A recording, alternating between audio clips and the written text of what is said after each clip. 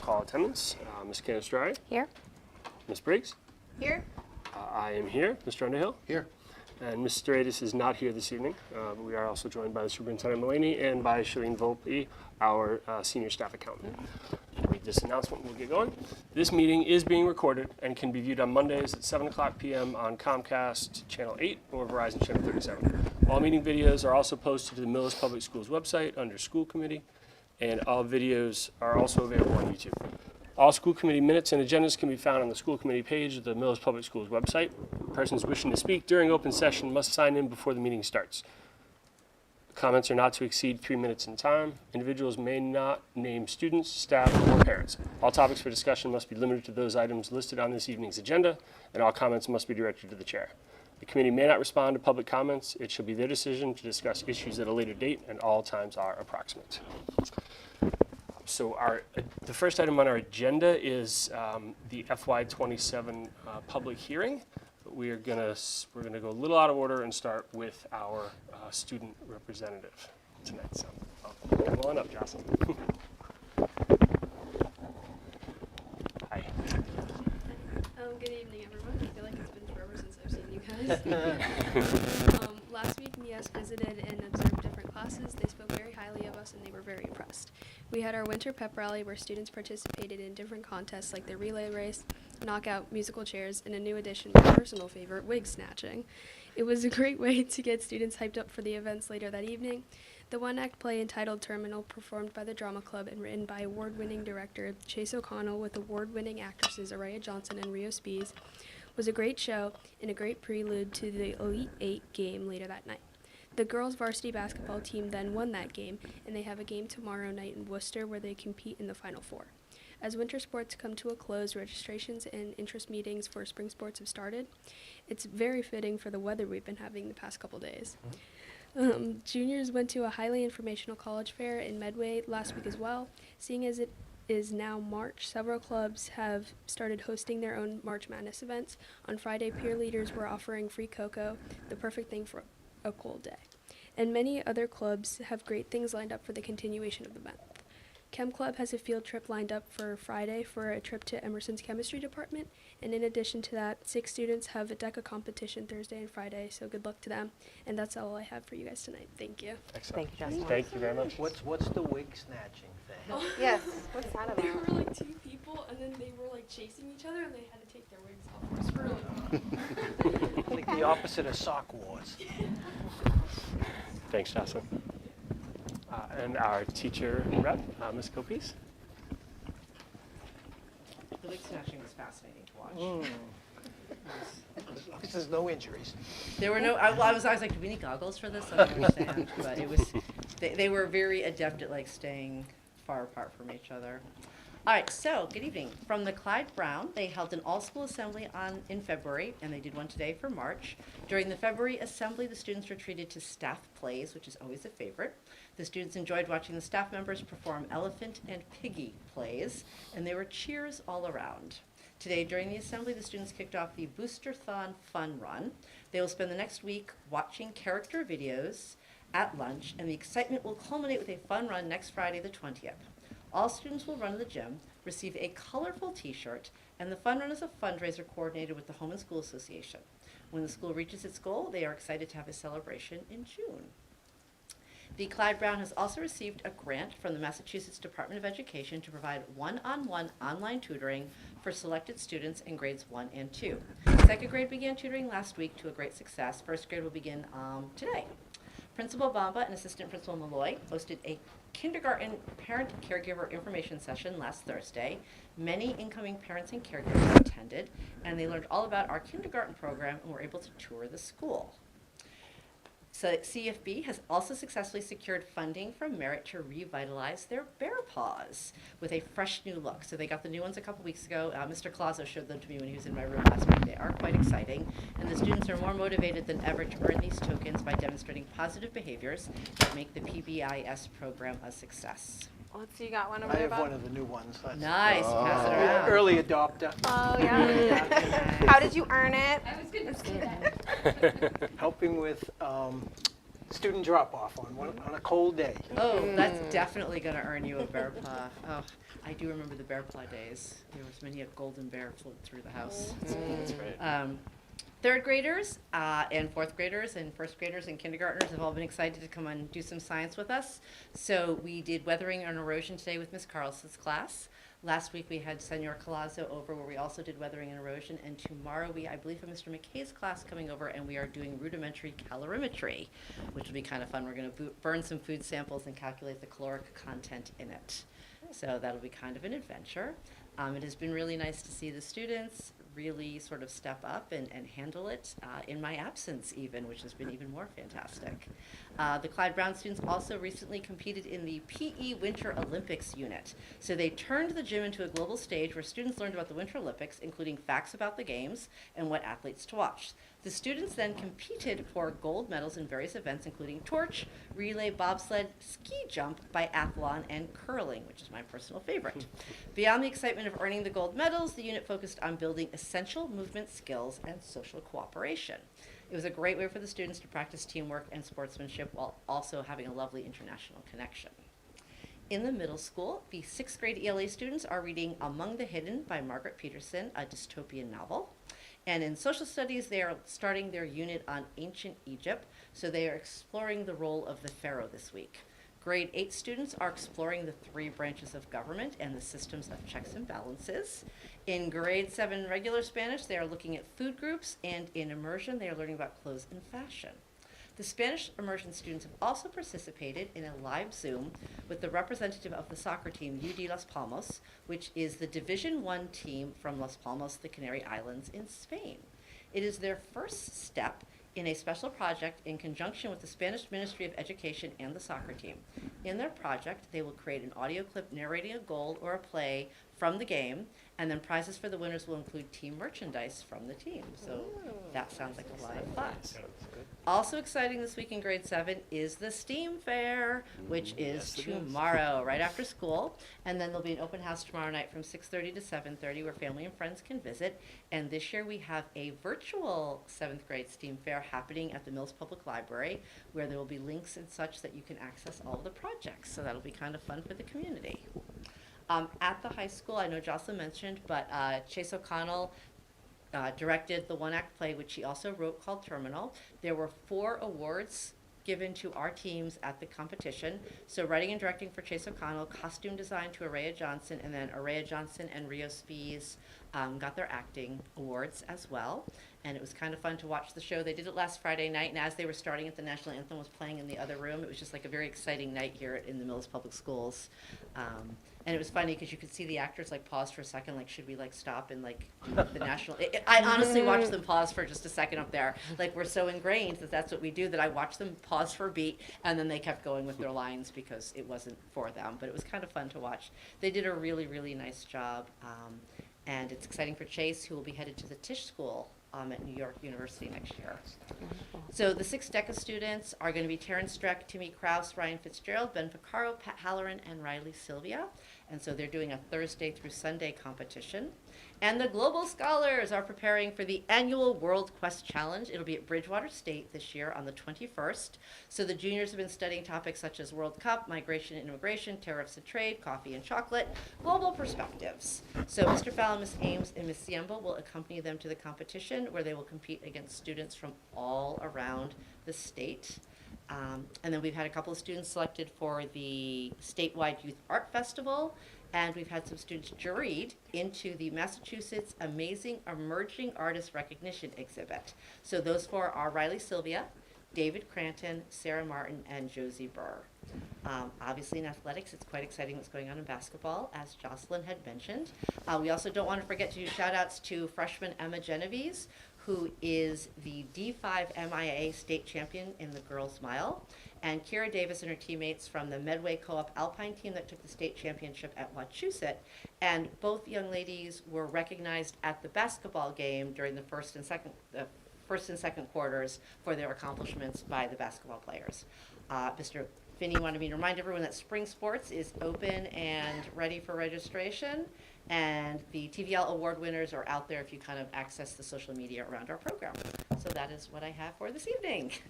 Any questions? It's been a long time. We had snow days. I wasn't Right, here. It's all yeah. very exciting, Yeah. so. Yeah, our last meeting was, it was, we just had a blizzard, and this meeting, it was 70 degrees today. Yeah. Well, you know, it's New England. What can we say? In like a line, out See like what's a here in line. 2 weeks. Yeah. Well, Right. enjoy the Yeah. budget information. Thank you. you. So we have a couple of action items before we get back to the budget. So the first is consideration to approve the February 24th, 2026 meeting minutes. Mr. Chair, Ms. Canestrari? I make a motion to approve the February 24th, 2026 meeting minutes. Second? Moved and seconded. Any further discussion? All in favor? Aye. Aye. Passes unanimously. Next, we have the consideration to approve the Millis Public Schools 2026-27 school calendar. And that, as usual, would be starting the week before Labor Day. We'd start on, and Labor Day is kind of late this year, so we'd start on August, teachers would report on August 31st and September 1st, and then kids in grades 1 through 12 would show up on the 2nd and the 3rd, and there would be no school on the 4th, and then everyone would start up on, actually, should say Tuesday, September 8th. Yeah, we're not starting them on Labor Day. And the fall conferences set up for Thursday, November 12th, Friday, November 13th. And I did double check with the principals on that, and that's accurate. And graduation would be set for June 3rd, and the last day of school would be set for June 17th, which also happens to be the last day of school this year. Does that have any snow days built into that calendar, Bob? There are 5 snow days built in after that, so if there were snow days, we'd go beyond the 17th. Got it. To like the Into the 25th. Okay. So the late Labor Day is kind of making for, if we have a lot of snow, it could get dicey. But hopefully we got our snow fixed this year. Well, I'll take a couple snow days, but that's any other questions? And this was run by the Teachers Association? Yeah, the Teachers Okay, so that's why Association we had a deferred look it. at it. Exactly. Yeah. Great. Unless there's any other questions, I'll take a motion. Mr. Chair, Ms. Canestrari? I make a motion to approve the Millis Public Schools 2026-2027 school calendar. Second. Moved and seconded. Any further discussion? All in favor? Aye. Passes unanimously. And next on our agenda is the action item is consideration to approve the FY27 school budget. We haven't had as our budget hearing yet. presented. Oh, we need to have the hearing first, right? Yeah. So going back to the first item is the budget hearing, the public hearing. And in my slides, I kind of buried the lead. The requested budget for FY27 will be $22,188,808, which represents a 4% increase over the FY26 budget. So we'll get to those numbers in a little bit, but just some of the data involved with creating the FY27 budget. So just the timeline, we've been working since really November to get things together for the FY27 budget. We've been working through the winter months. We come to March. We have tonight's preliminary budget hearing. Shalene and I will be meeting with Mike Gazinski and the finance director, Josie Kersey, later this month to hopefully get a sense of the town numbers. We'll be presenting to the finance committee on April 1st. And, all the while continuing to monitor the situation throughout the spring. And we will be ready to present a balanced budget at town meeting in May. And then the school committee would seek approval of the school committee for a recast final budget in June. So that's kind of what's ahead of us. And our budget, the principles that guide us as we create the budget, we want to have the highest quality educational programs and services for our students. Over the last few years, we haven't been able to do this second item, fund proposed curriculum development initiatives, instructional resources, enhanced programs, and support services to meet students' individual needs. We think we might be able to chip away a little of this with the FY27 budgets, as well as providing staffing levels that support reasonable class sizes at all levels. Again, chipping away. We have some class sizes that are pretty big, but we're going to work at trying to chip away and get some of those big classes to more reasonable size. Not, I don't think we're going to be making much headway with that with the FY27 budget, but it's something that we always want to, strive for, aspire to. Maintain the current level of services. We think we can do that within the 4% budget. Support our contractual obligations and salary adjustments. Again, we think we can accomplish this in the FY27 budget, as well as fund the state and federal mandates. And then, keep the school up and running, and particularly over here in this school, kind of keep us moving with the knowledge that we will be getting an updated facility, but we still have to take care of the facility we're in.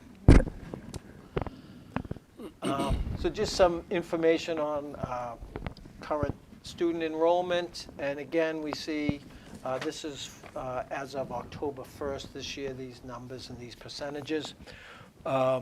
We continue to see a more diverse student population with the Hispanic or Latino category continuing to increase, and it's the second highest percentage of race ethnicity to white students in our district. And again, we've seen in 25-26, we've seen growth in our high needs population. And high needs, a student is categorized as a high needs student if that student is an English learner, or low income, or a student with disabilities, or any combination of the three. And so we've seen that 37.4% of our students in our district meet the criteria to be considered high needs by the state. We've seen an increase in our English learners. We've seen a slight decrease in our low-income students, and we've seen an increase in our students with disabilities. And for the second year in a row, we are above the state average in the number of students with disabilities. Our enrollment, and these are October 1st numbers, so later on tonight when I talk about the March enrollment numbers, there's going to be some discrepancies. But in the DESE calculation, we're at 1,169 students. We're at 1,175 as of March 1st. But we see that, we've seen a declining population, and it's kind of leveling off. The projections are that we'll see some growth over the next 10 years with the student population enrollment hovering around 1,200 to 1,220 students. These figures could be impacted with the new housing going up in Millis, and the addition renovation to this building. We could see a jump in student enrollment. We could see fewer kids choosing other schools, so that could impact our enrollment. But the NASDAQ predictions are for, fairly flat growth. And enrollment by grade, we see that the largest class is our current grade 6 class that moved over from Clyde Brown to the middle school this year. And we also see large classes in grades 2, 3, and 4. Just notably, our grade 2 class is kind of similar to our grade 6 class. We have a number of students in that class with special needs, English learners and so forth. So, that's something that we're monitoring, and if we had all the money in the world, we'd probably get an extra second grade and third grade teacher to cut down on class sizes. We don't have that, but we're monitoring it and looking for ways to mitigate that. The class sizes, again, elementary is high. The middle school grew by 20 kids this year because the 5th grade moved over. High school classes generally support personalized instruction. The average core class at the high school is 14 kids, but there's a lot of variability there. Smallest high school core class is 5. There's a Spanish 1 class that just has that, just because of where it's scheduled, it has 5 students in it. Our largest class is 29, and that's an honors algebra class. So the average core is 14, but within that, there's all kinds of variability. Choice students, we've talked about this before.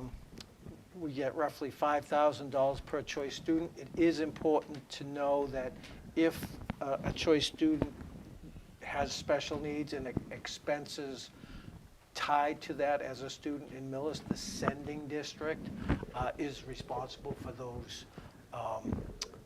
those financially responsible for that student. So that's why it's an average of $5,000, but it could be more depending on the particular needs of the student. Last year, we received $290,000 for choice students. The state is estimating that next year for FY27 we'll have $271,476 in choice money, and as you all know, we use choice money to fund some positions and some other expenses we encounter along the school year. 20, and people ask, okay, so we're taking 50 in, how many are we sending out? For this past year, we have 20 kids attending schools in other districts. And just to look at the choice numbers by school, Clyde Brown has 18, the middle school has 13, and the high school has 19. The high school, one of the problems has been over the last couple of years is that the high school will graduate, 6 choice kids, and the kindergarten and first grade can't take in that many. This year, we have a small senior class. It's our smallest class, 63 kids. So, we might see maybe a little bump in choice for next year. But the funding we're getting for FY27 right now is estimated at $271,476. That number will probably fluctuate a little bit by the time all is said and done.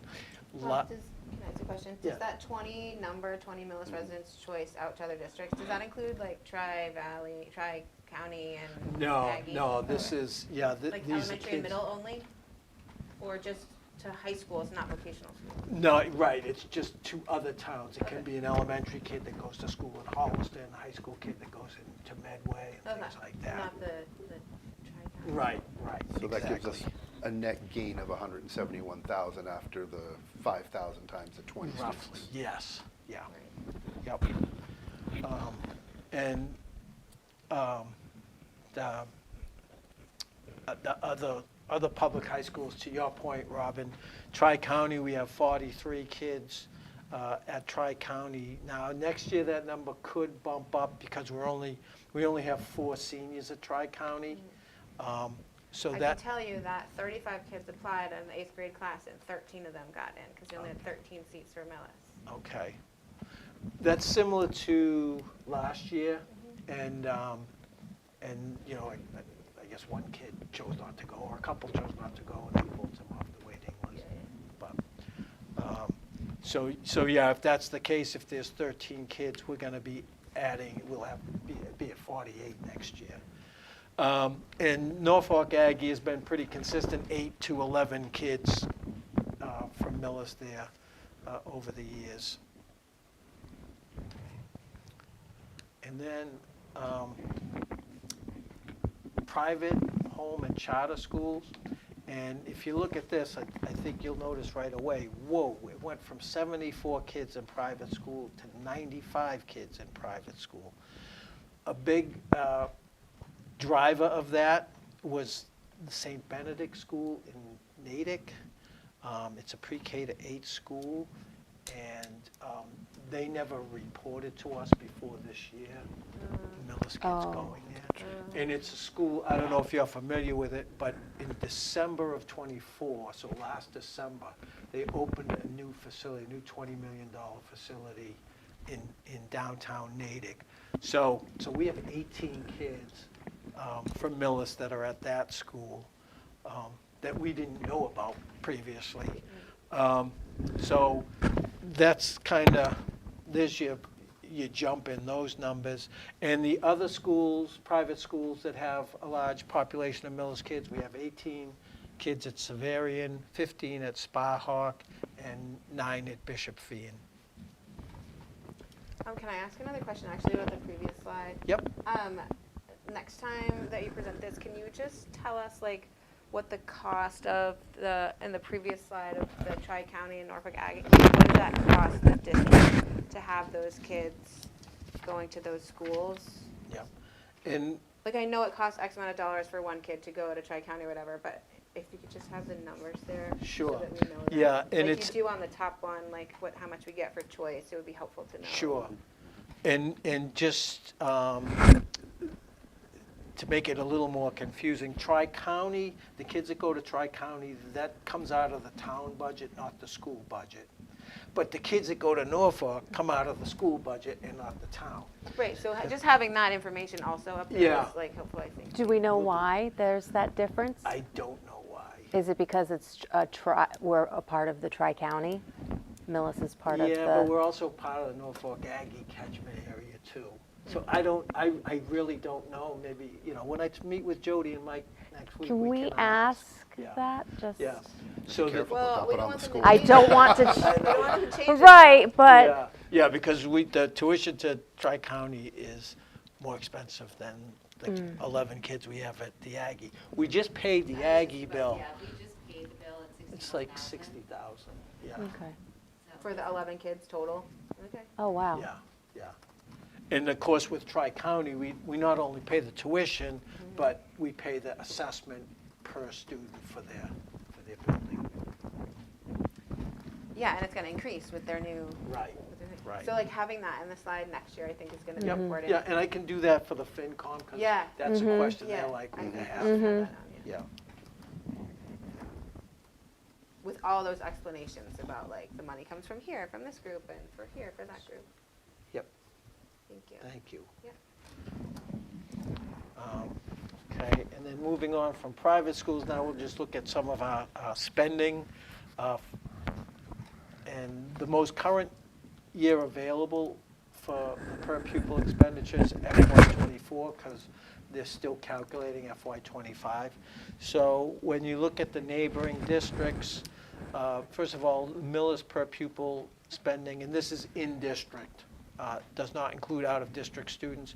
Millis is at $21,123 per student. We're below the state average and slightly above the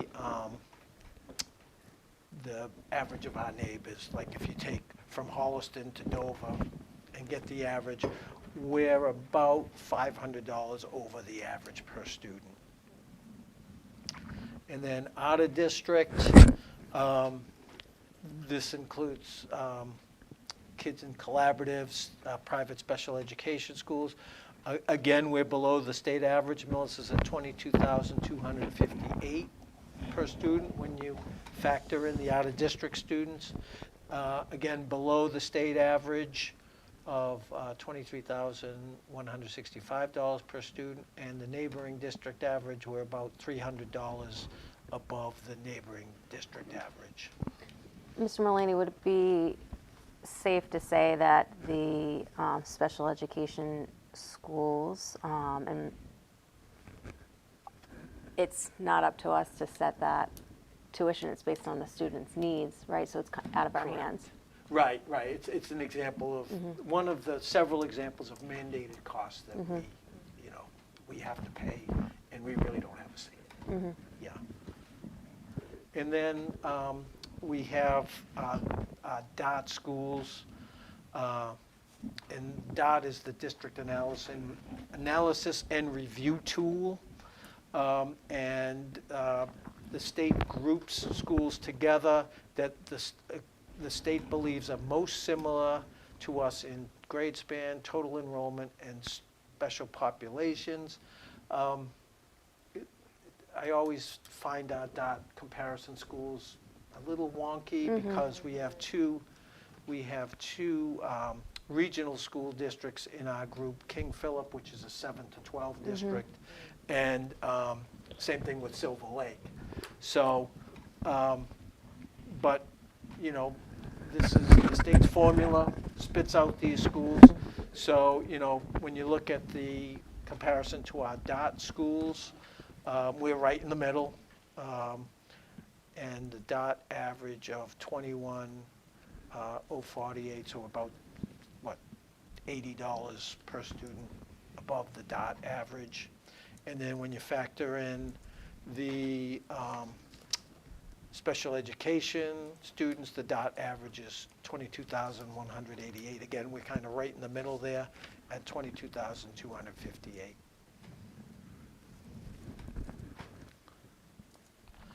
And then, our funding, where we get our revenue. Once again,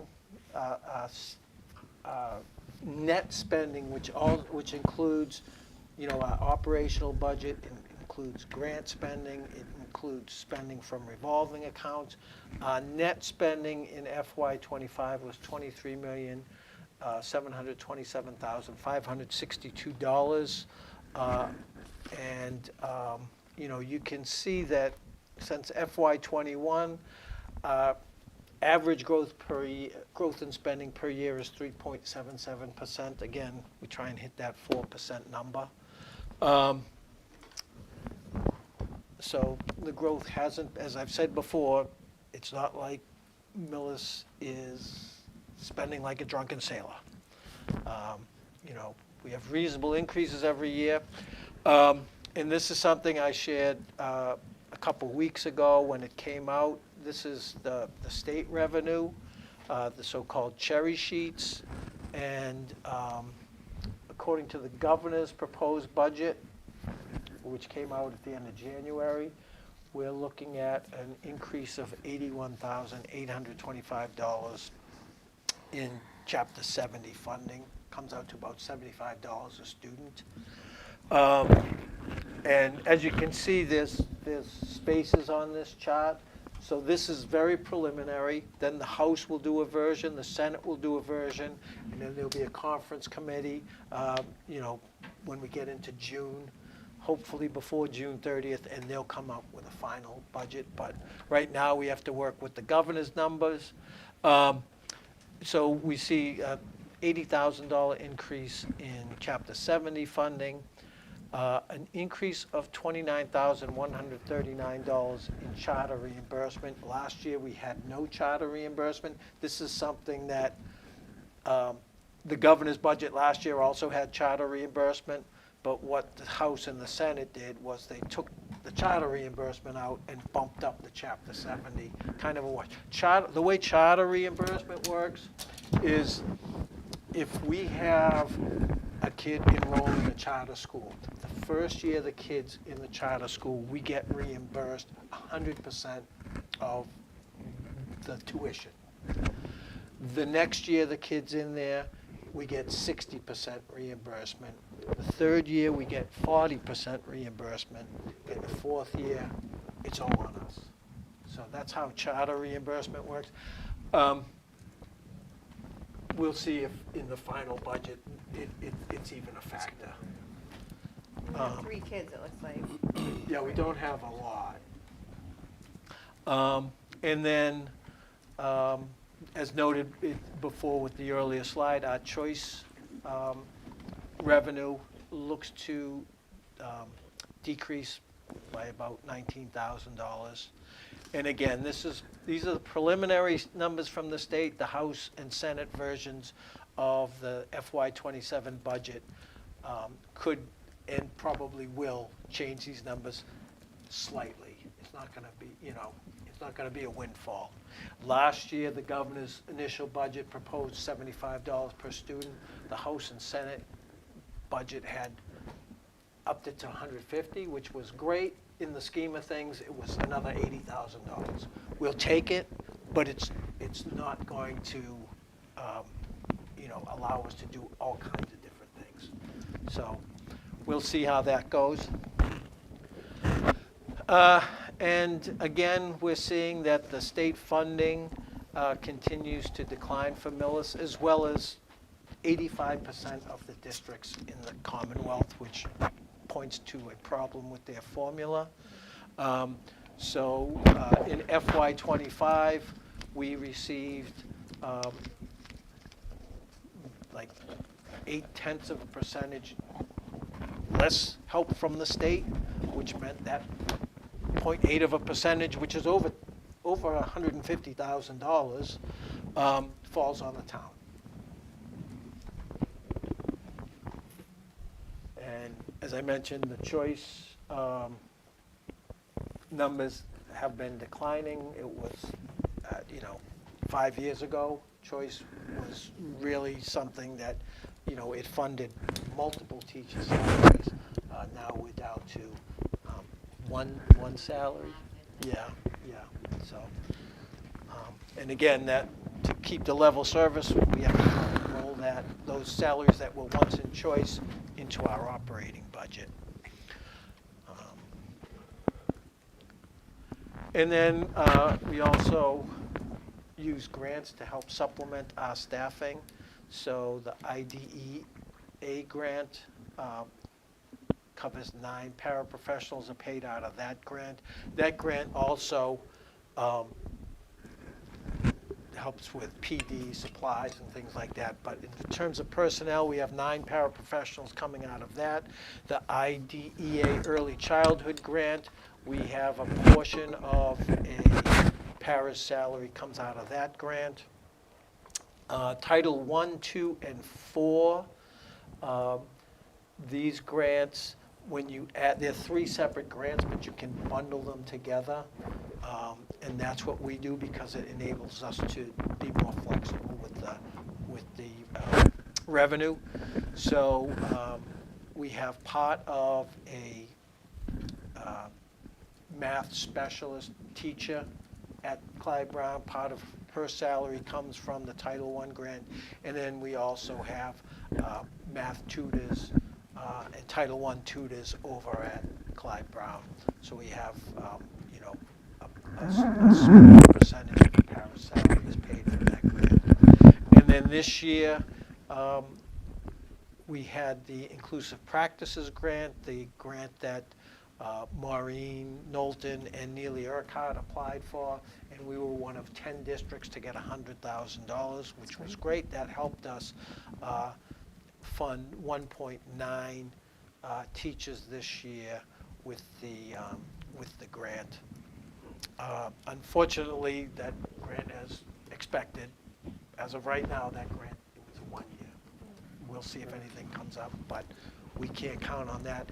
And then we also received a grant for $3,400 for interpreter training. That doesn't fund any positions, but it helps train translators to help out with parent meetings, EL parents at IEP meetings and things like that.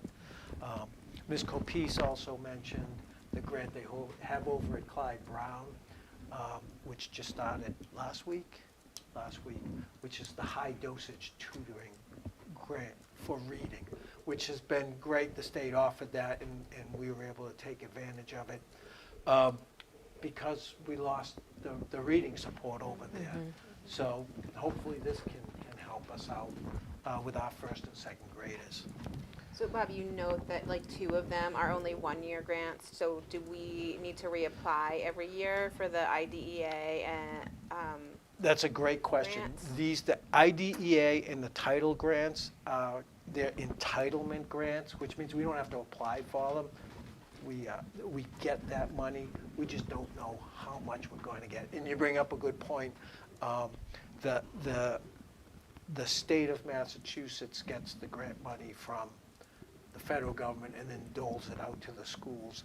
And with the Title I grant, which is around $45,000 this year, they told us to budget 85% of that because Massachusetts is getting less money this year. So, it's possible we could get the same amount. It's just how they dole it out.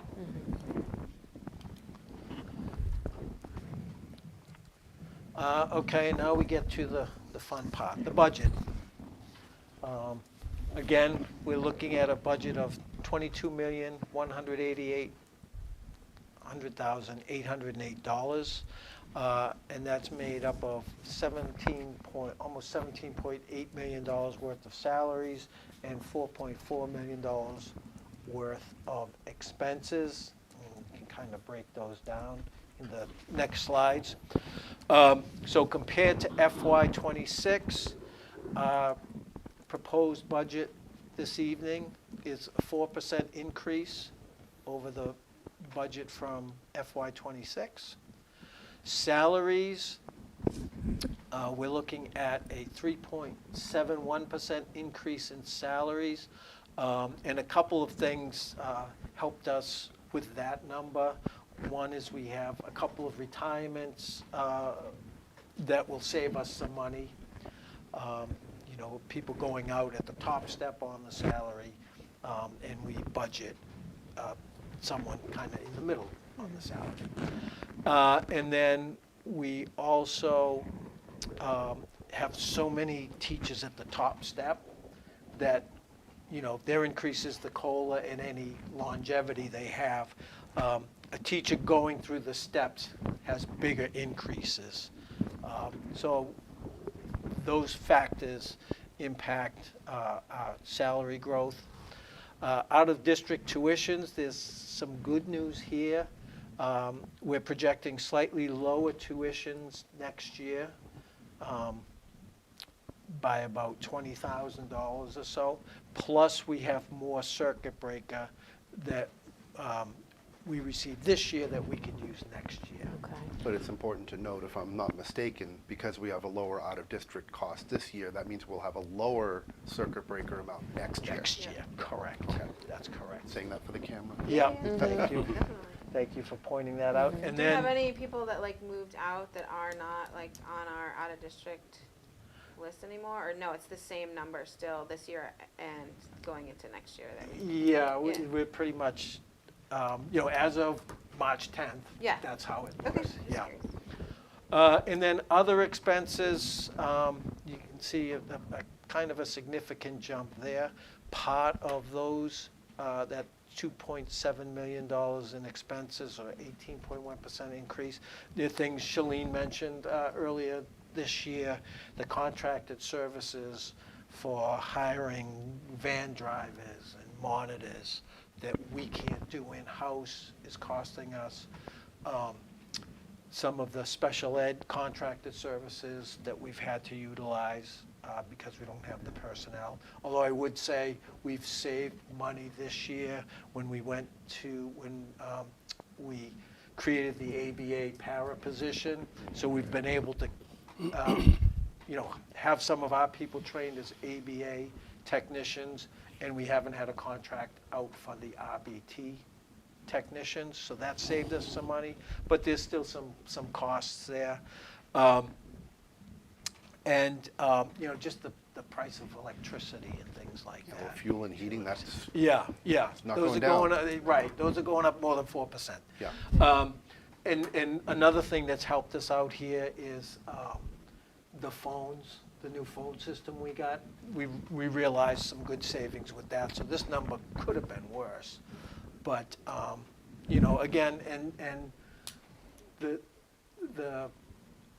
salaries are 80% of this budget. The discretionary amount we have to work with to try and work the numbers is very small, about 4% when you consider all the things, the contracted payments we have to make, the mandated payments we have to make. So overall, our expenses, when you factor in the tuitions and all these other elements, the increase in expenditures, the expense line is going up 5.21%. And of course, the expenses are a smaller part of the budget, so the 3.71% growth in salaries offsets the 5.21% growth in expenditures. And the big ticket items that drive our expenditures out of district. So, the out of district tuition is $1,659,316. That's out of our operating budget. Our actual tuition cost for FY27 is $2,459,316. But we have $800,000 worth of circuit breaker offsetting that. So the net impact on our operating budget is $1.65 million. The contracted services, again, this is an expense that has grown in the last 3 years significantly. We're trying to keep that number down, and hopefully we can do that. But the special ed services, the translation services, tutoring, transportation, maintenance, those, calling people in here to do work costs a lot of money. Bus leases is the same as last year. And capital technology, although it's a big ticket item, it's Ryan Kamari was able to drop that figure down a little. So those costs, the costs on this slide represent 73% of our expenses. Again, giving us little wiggle room to be creative, but we did the best we could. And the allocations, again, 80% of our budget is salary. The remaining 20%, when you look at expenses, you see that top graph, the top chart there. You see special ed taking up almost half of the pie at 47.1%. The large majority of that piece of the pie are those special out of district special ed tuitions. When you take those out, special education comes to be about 15% of the budget. Transportation is a large part of our expense budget, 16.3%, like the maintenance of the vehicles. We did get some new vehicles in the last couple of years, which helps. We don't have as many going to the shop, but we still have some older vehicles that that, need repairs. And that 16.3% also includes the routes we have to contract out. Technology is always a big ticket item, energy and utilities, and maintenance expenses. Those are kind of the largest expenses that we have. And then within the 4% budget, I mentioned at the beginning that there were some things that we felt like we were chipping away at. So these are requests within the 4% that the 4% budget can support. And a couple of them are restoring cuts from FY25, a 0.2 FTE Spanish teacher position that would turn a 0.8 Spanish teacher to a 1.0 in the middle school, and the same thing, a 0.8 art teacher who's middle high school would be able to add a section in the middle school, which they certainly need with the number of students in the middle school at this point. And then some things from Clyde Brown, turning a 0.8 adjustment counselor into a 1.0. There's some significant needs at Clyde Brown,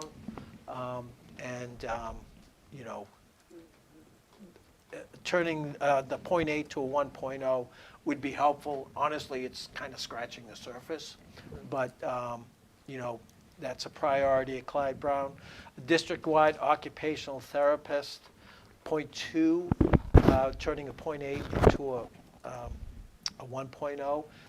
That position, that $19,000, we're kind of already almost paying for it, because when additional work comes up, we pay the person at the hourly rate to come in and do it. So, it's 0.8 in the salary, but then we have to cover the extra hours. And then the 1.9 teachers that the SOA grant covered,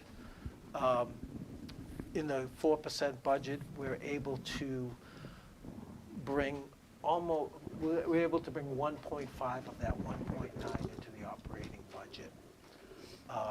So the 4% budget allows us to make these additions that total $232,717. Again, we're not going to get those 22.2 positions back in 1 year, but if we can get bits and pieces of them, we're certainly going to try and do that.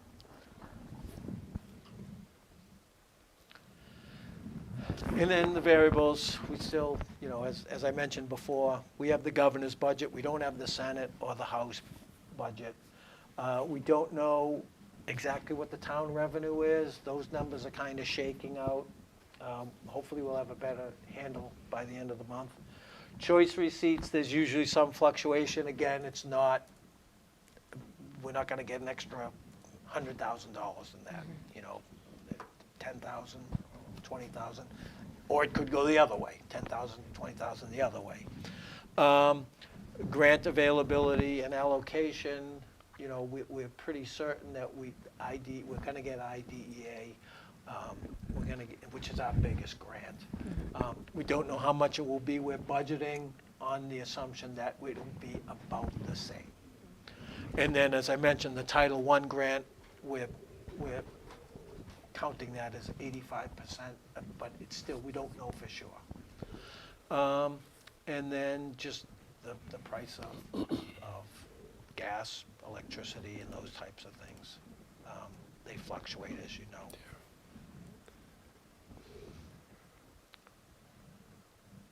The next steps, we'll continue to look at the budget.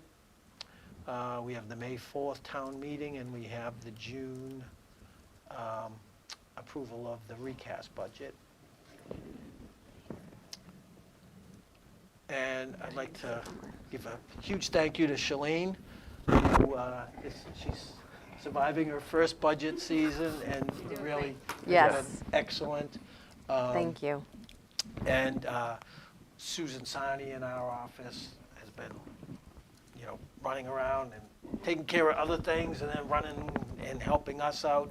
And the administrative team, I'd like to thank them for their problem solving and looking at the budget and, making it work. Thank you. And then in conclusion, I'd like to thank the committee for their support and the community. Again, I think the vote for the new school in December with 74.5% of voters approving it sends a strong message about the support of our schools.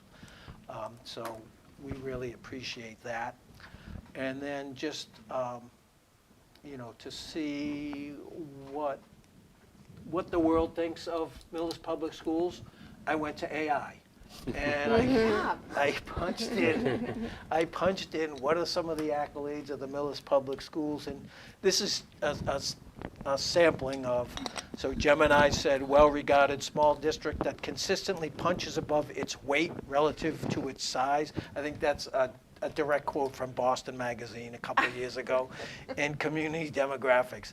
Co-pilot summarized all the accolades to say that it offers strong academic outcomes relative to the state, a supportive, close-knit school community, high-quality preparation for college pathways, modern learning tools and infrastructure. I think they're talking about Clyde Brown. Yeah.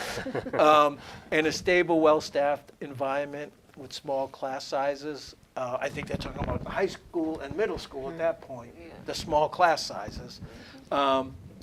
Perplexity notes that widely recognized for academic excellence and strong value, with Millis High School ranked in the top 6% of high schools nationally and 45th in Massachusetts by U.S. News and World, and placed 46th in Greater Boston by Boston Magazine. Millis has also repeatedly been honored among Boston Magazine's top 10 best bang for your buck schools.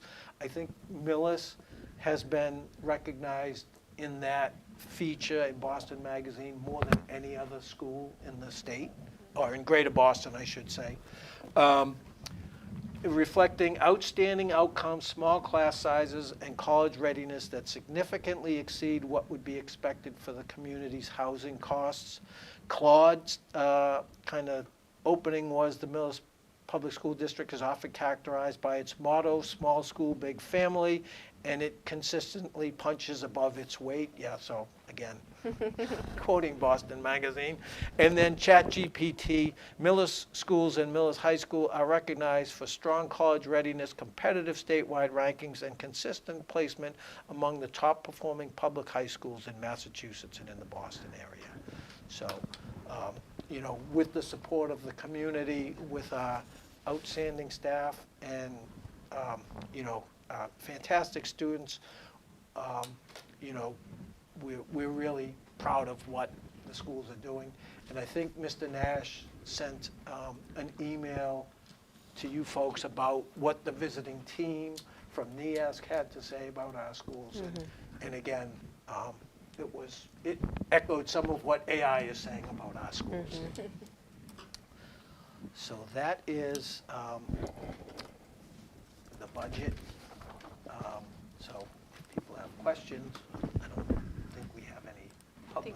think we interjected them while you presented. I think we interjected them. Yeah, so. Yeah, Thank you for doing that. yeah, thank you for that. Thank you. Shalene. Yes, thank you. First time, yep. Really? Fuck, yeah, we'll go Is that the verb?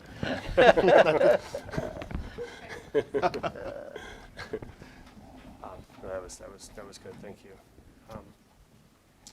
Do we have any questions, or, yeah? That's great. I was going to make a motion. I will take a motion. I make a motion to approve the FY27 school budget as presented. Second? Moved and seconded, any further discussion? All in favor?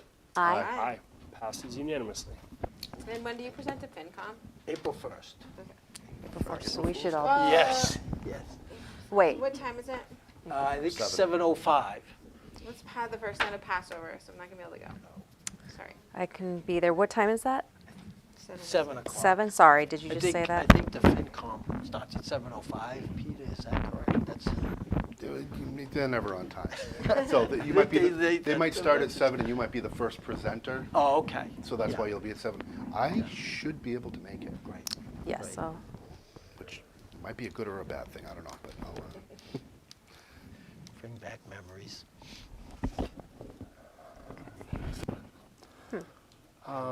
Yeah. You know, when Shalene and I meet with Mike and Jody at Town Hall, any new information we'll share out and we'll report at the next meeting. is anyone else from the committee going to be there, or is it? I will be there. Okay. Yeah. You just need to make sure At, if we're gonna Right, have if we 3 have of a us, quorum, oh, we'll yeah. have to Yeah. post I a will not be meeting. there. I will probably not be there. Okay, Okay. so we just have to find out about Jamie. Right, Right. right. And if it's gonna be a quorum, It Sue will doesn't hurt post to it post 40, it, yeah. Yeah, Yeah, just- yeah. Yeah. 48 hours Yeah, it doesn't hurt to before. post it, and then if we don't have a quorum. Okay, yep. That's a really good point.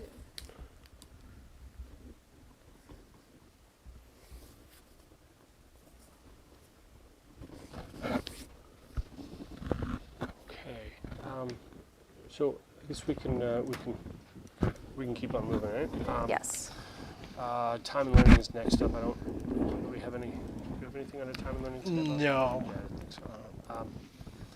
And then, chair report is an MSBA update? Yes, there is. Excellent. So 2 weeks ago now, I think, or 3 weeks ago, 2 weeks ago, I forget what the vacation week. We had interviews with 3 of the prospective CM folks, and they chose, which was super interesting, by the way, having them like pitch their ideas to us and like talk about that. I'd never experienced that. But Fontaine Construction was chosen as the construction manager for the middle school high school project, and they are very top rated in the industry. They've done hundreds of schools, Yeah, 150 schools all over the state. They were very impressive. All of them were really, but they were very impressive.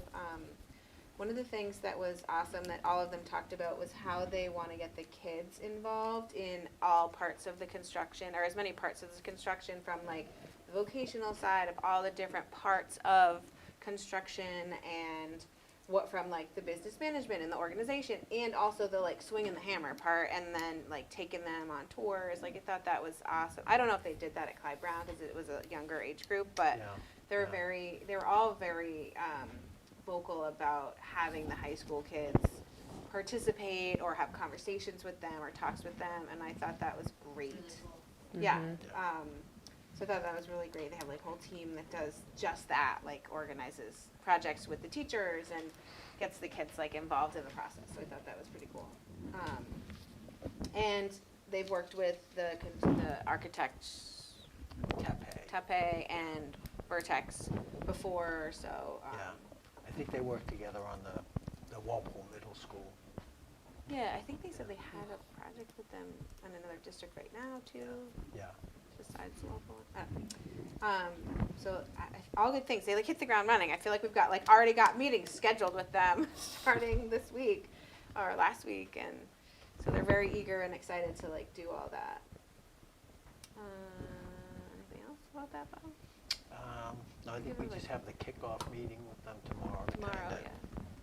introduce the team again. But they were really impressive. All 3 were impressive, and Fontaine was very impressive. Had the track record, I think out of the 3 firms, they did more schools like this with an addition and a renovation while there's kids like in the building. The team has worked with, as Robin mentioned, the team's worked with Vertex and Tape before, so we kind of know what we're getting. They were excited. It was like hard to choose. They were all really good. Yes, It's not a bad problem to have. Right? exactly. Thank you, Robin. So superintendent report. Okay, just a couple things. The district policy, district wellness policy and committee.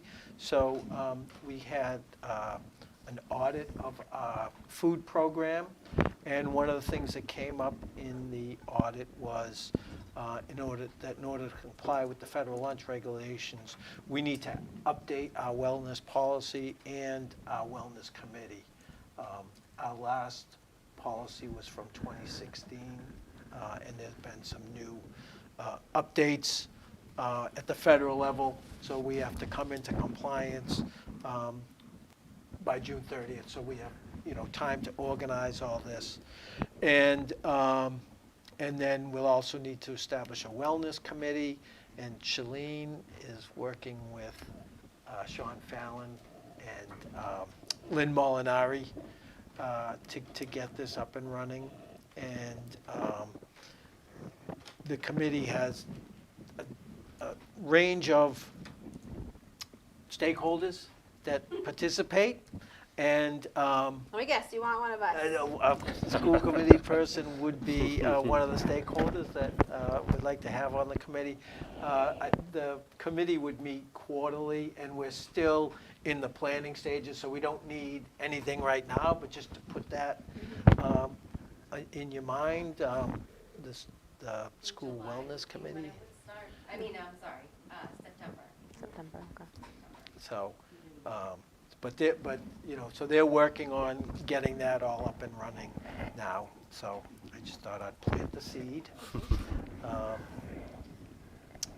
And then our enrollment numbers for March, essentially the same as February. We picked up one student at Clyde Brown and dropped one student at the high school, so we remain at 1175 in district, 1197 in and out, and our choice numbers have stayed the same at 50.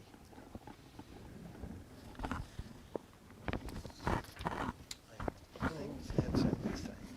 Looks like it. I don't know that we have any correspondence or any new business to speak of, so I think that brings us to the end of our agenda.